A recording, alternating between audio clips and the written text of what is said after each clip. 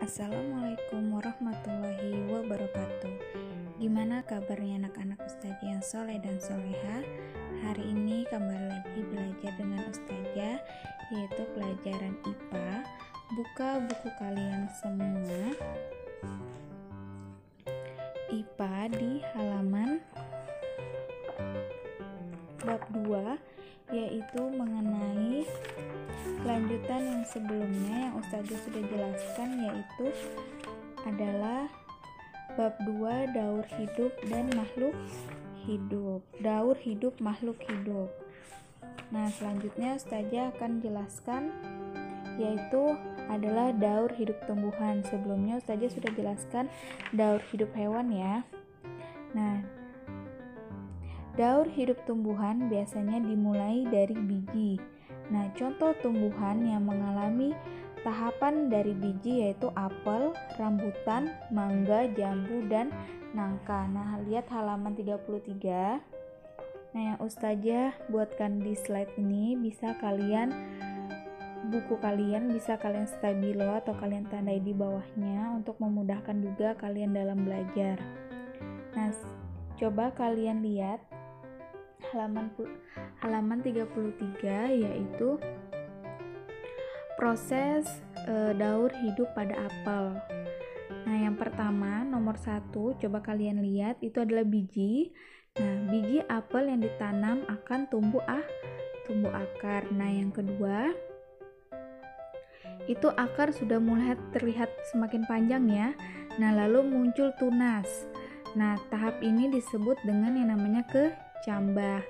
Kemudian gambar ketiga, tunas gugur lalu berganti menjadi daun. Yang keempat, tumbuhan semakin tinggi dan daun semakin banyak.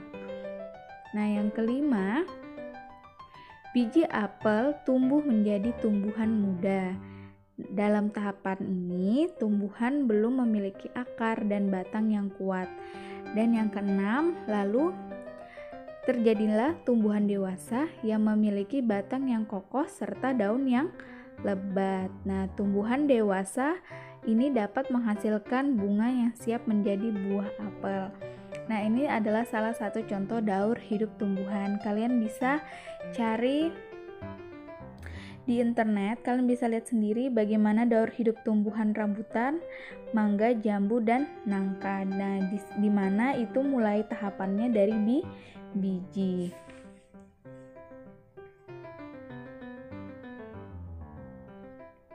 Kemudian, saya akan menjelaskan upaya pelestarian makhluk hidup.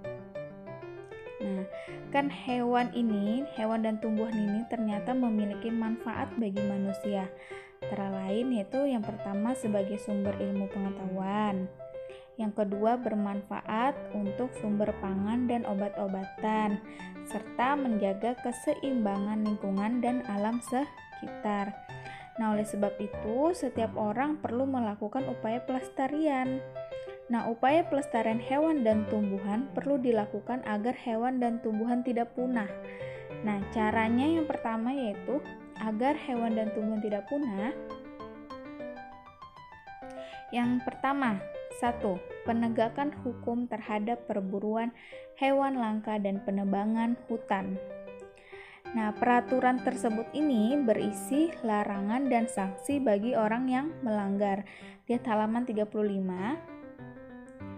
Nah, tujuannya ini yaitu sebagai bentuk kepedulian pemerintah untuk menekan penurunan populasi hewan-hewan langka akibat penurunan. Kemudian tujuannya juga selain itu agar orang jerah dan memiliki kepedulian untuk melestarikan hewan dan tumbuhan. Dan yang selanjutnya dapat mengurangi jumlah hutan yang harus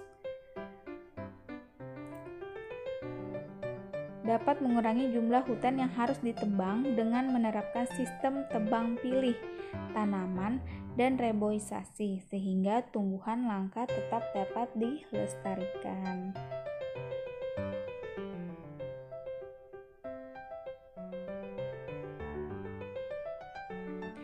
Kemudian yang kedua, yang pertama tadi penegakan hukum, yang kedua yaitu adalah penangkaran serta pembudidayaan hewan dan tumbuhan langka. Coba kalian lihat halaman 36, di mana penangkaran ini dibuat untuk menyelamatkan hewan langka yang sudah terancam punah, untuk menyelamatkan ya. Kemudian penangkaran juga dikhususkan untuk pemulihan hewan langka yang mengalami luka-luka dan trauma lingkungan. Nah, yang selanjutnya yaitu adalah selain itu untuk tumbuhan langka juga diperlukan perbanyakan dengan cara melakukan budidaya agar tidak cepat punah. Nah, itu. Yang ketiga adalah perlindungan hewan dan tumbuhan langka secara ex situ dan in situ. Nah, ex situ ini namanya ex ya, berarti dia perlindungan di luar. Kalau in itu di dalam. Nah, saja jelaskan dulu yang ex ya. Yang ex situ itu adalah perlindungan di luar habitat, antara lain itu contohnya seperti kebun raya, kebun binatang, dan tanaman safari. Nah, serta yang namanya herbarium. Nah, ini yang dibangun untuk menyimpan sisa-sisa hewan dan tumbuhan yang telah mati untuk diawetkan. Kemudian in situ, ingat apa tadi in itu di dalam. Nah, in situ perlindungan berarti perlindungan di dalam habitat. Nah, ini antara lain yaitu apa? Hutan lindung, suaka marga satwa, taman nasional, dan cagar alam. Oke, kalian buka halaman 37, lihat di sini adalah berikut daftar beberapa hewan dan tumbuhan yang mendekati kepunahan dan terancam punah di Indonesia. Kalian lihat sendiri kalau untuk hewan itu adalah gajah Sumatera, komodo, badak, jalak Bali, harimau Sumatera, dan orang utan. Nah, kemudian tumbuhan yang terancam punah itu apa? Bunga bangkai raksasa, bunga raplesia, anggrek hitam, anggrek larat, tembesu, dan ulin. Itu tadi penjelasan dari Ustazah. Semoga dapat bermanfaat dan kalian paham dengan penjelasan Ustazah. Jika ada yang kurang paham bisa tanyakan langsung ke Ustazah melalui WhatsApp Ustazah ya. Nah, selanjutnya kalian kerjakan latihan ulangan bab 2 paket 1. Kerjakan yang A dan B. Ingat ya, A dan B. Jangan sampai ada yang ketinggalan lagi hanya ngerjakan yang A. Tapi kerjakan A dan B. Oke, sekian dari Ustazah. Salah hilap mohon maaf. Tetap semangat dalam belajar. Jangan lupa sholat 5 waktunya. Sekian, wassalamualaikum warahmatullahi wabarakatuh.